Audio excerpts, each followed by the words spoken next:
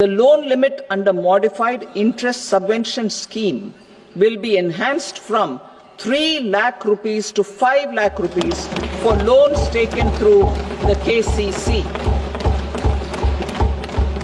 For Atmanirbharta in urea production, our government had reopened 3 dormant urea plants in the eastern region.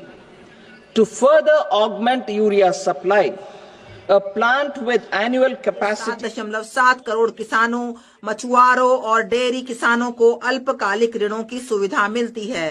संशोधित ब्याज subsidy योजना के अंतर्गत किसान क्रेडिट कार्ड के माध्यम से लिए जाने वाले ऋणों के लिए ऋण सीमा 3 लाख से बढ़ाकर 5 लाख कर दी जाएगी।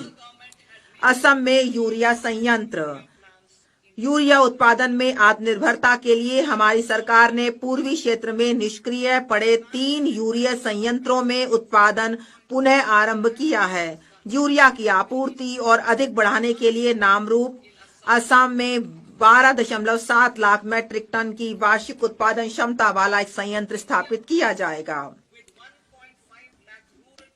1.5 लाख ग्रामीण डाकघर वाले भारतीय डाक को भारतीय डाक पेमेंट बैंक और 2.4 लाख डाक सेवकों के विशाल नेटवर्क की सहायता से ग्रामीण अर्थव्यवस्था के उत्प्रेरक के रूप में कार्य करने के लिए तैयार किया जाएगा।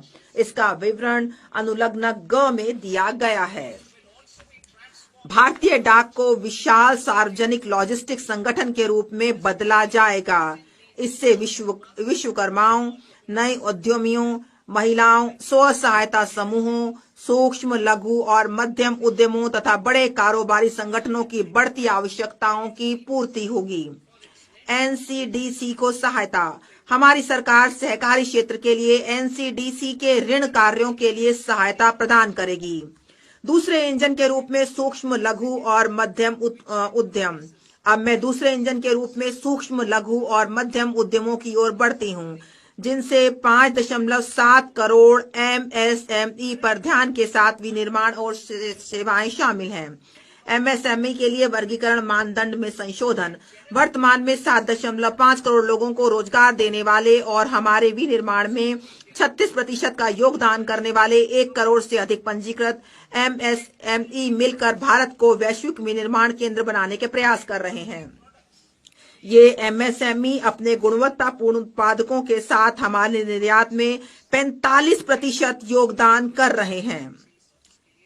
एमएसएमई को अधिक व्यापक पैमाने पर दक्षता, प्रौद्योगिकी उन्नयन और पूंजी तक बेहतर पहुंच की सुविधा पाने में उनकी सहायता करने के उद्देश्य से सभी एमएसएमई के लिए वर्गीकरण से संबंधित निवेश और कारोबार की सीमाओं को क्रमशः 2.5 और 2 गुना तक बढ़ाया जाएगा।